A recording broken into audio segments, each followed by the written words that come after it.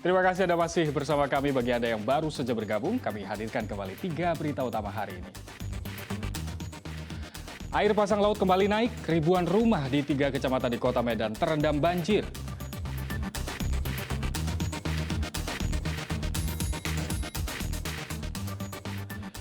Penikam siswa sekolah dasar saat tengah belajar di kelas akhirnya tertangkap.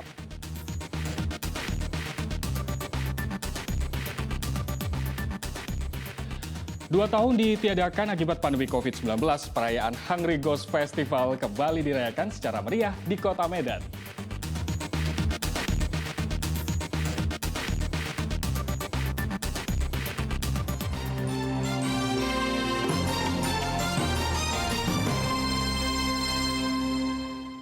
Sedang asik mandi bersama temannya, bocah berumur 3 tahun hanyut di Sungai Padang, Kabupaten Serdang Bedagai. Korban telah ditemukan dalam kondisi meninggal.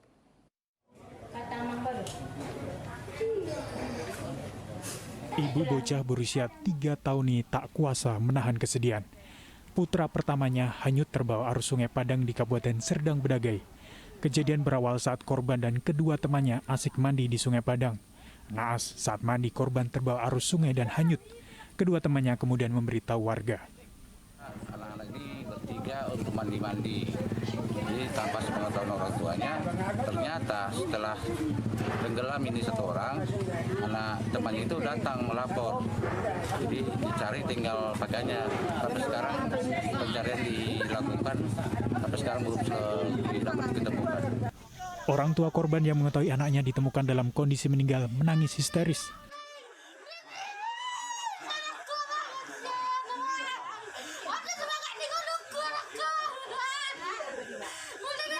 Jenazah bocah tenggelam ditemukan di pinggiran sungai di desa Juhar, Kecamatan Bandar Kalipah, Kecamatan Serdang Bedagai.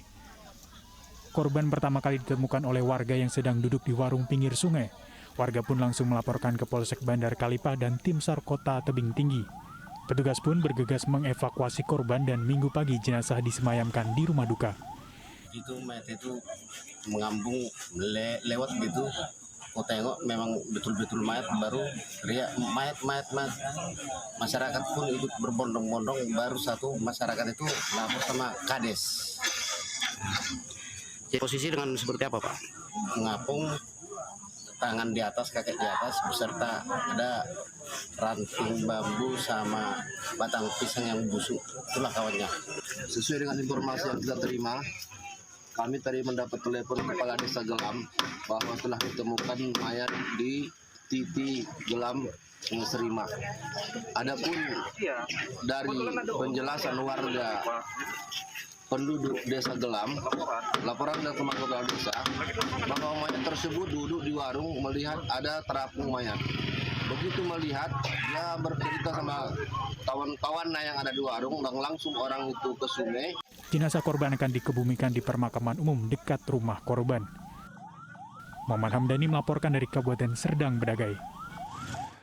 2 tahun ditiadakan akibat pandemi COVID-19, perayaan Hungry Ghost Festival atau perayaan hantu lapar dirayakan secara meriah di Kota Medan Sabtu lalu.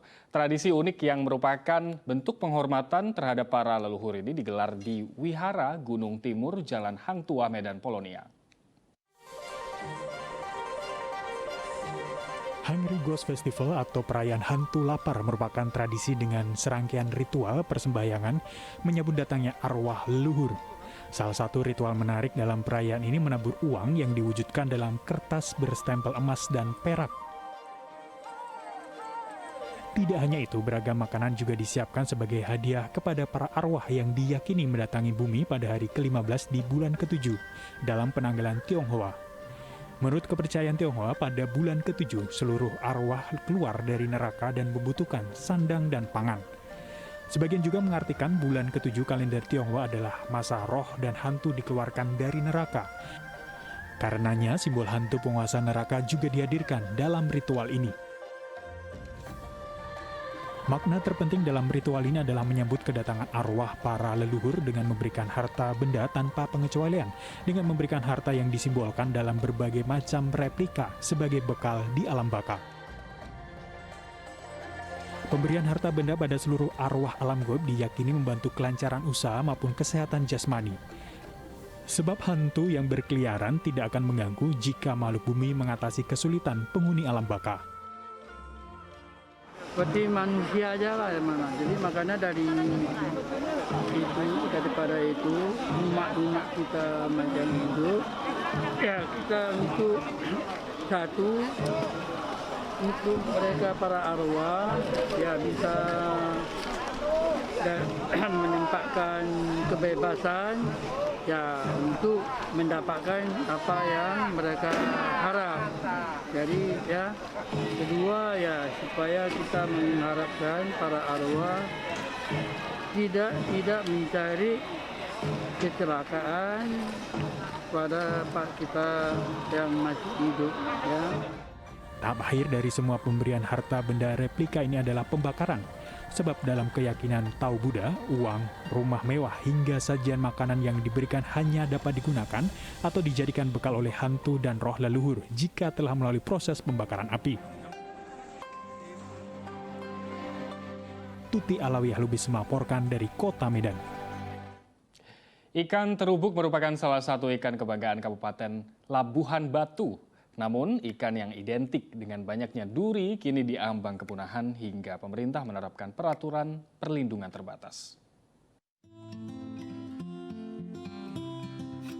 Aliran Sungai Bilah Barumun di Kabupaten Labuhan Batu merupakan habitat hidupnya ikan terubuk. Ikan ini hidup di perairan estuaria, yakni perairan muara sungai semi tertutup yang berhubungan bebas dengan laut. Tidak heran jika ikan terubuk menjadi bagian dari logo 3 pemerintah kabupaten, masing-masing Labuhan Batu, Labuhan Batu Utara, serta Labuhan Batu Selatan.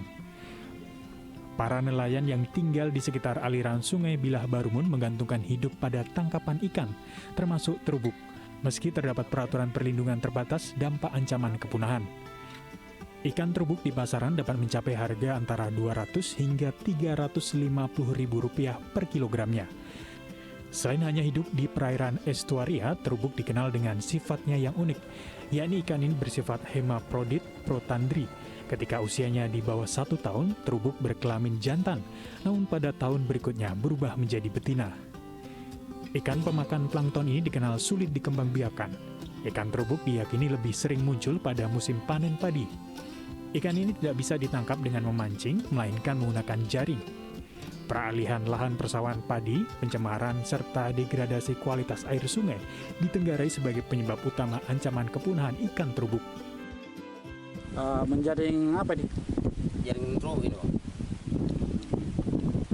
Biasanya berapa kali dijatuhkan atau berapa kali dilabuh dia baru dapat ikan terubuknya? Kadang-kadang 2-3 kali labuh baru dapat satu, Bang. Jadi biasanya berat berapa yang dapat ikannya nih? Kalau umumnya ini setengah kilo. Nah, kadang-kadang mau juga dapat yang 19 on. Nah, kadang cuma umumnya kebanyakan setengah kilo lah, Bang.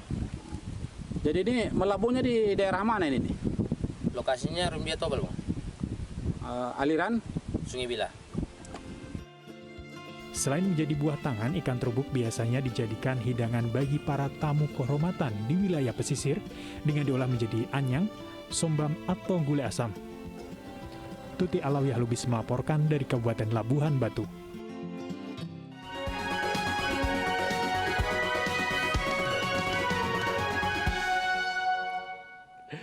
Perayaan HUT Proklamasi Kemerdekaan RI membawa berkah bagi sejumlah orang yang menjadi penjahit musiman. Salah satunya pengemudi ojek daring yang memanfaatkan momen 17 Agustusan untuk mendulang rupiah sebagai penjahit bendera merah putih. Tiopan Sinaga, warga Jalan Jamin Ginting, Kota Medan ini sehari-harinya berprofesi sebagai pengemudi ojek daring. Untuk sementara waktu, beralih pekerjaan menjadi penjahit bendera menjelang perayaan HUT Kemerdekaan Republik Indonesia. Meski profesi hariannya sebagai pengemudi ojek daring, Tiopan memang memiliki keterampilan menjahit sejak 20 tahun lalu. Keterampilan menjahit ini kerap menjadikannya sebagai penjahit musiman. Tiopan mengaku telah mendapatkan ratusan pesanan jahitan bendera merah putih sejak awal Agustus. Pesanan pun datang dari luar kota Medan, baik dari sekolah, instansi, maupun perorangan. Dengan mesin jahit tuanya, Tiopan dapat memproduksi berbagai bentuk bendera, mulai dari ukuran paling kecil untuk sepeda motor hingga ukuran 3 meter untuk perkantoran. Ini musiman, ini hanya untuk 17 Agustus ataupun perayaan-perayaan ulang tahun seperti ulang tahun Kota Medan.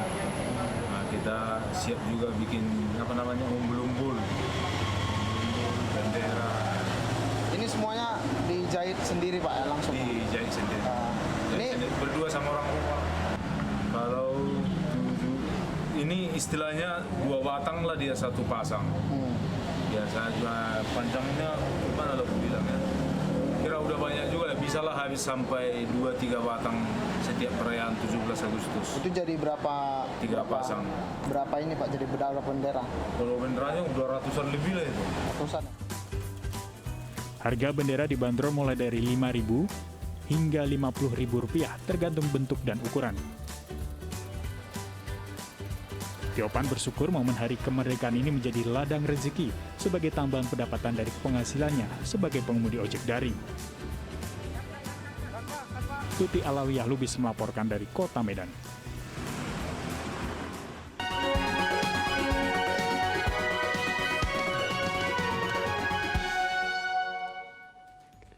Informasi tadi mengakhiri berita Medan hari ini. Saya Ilham Ardiansyah. Terima kasih atas perhatian dan kebersamaan Anda. Selamat beraktivitas dan sampai jumpa.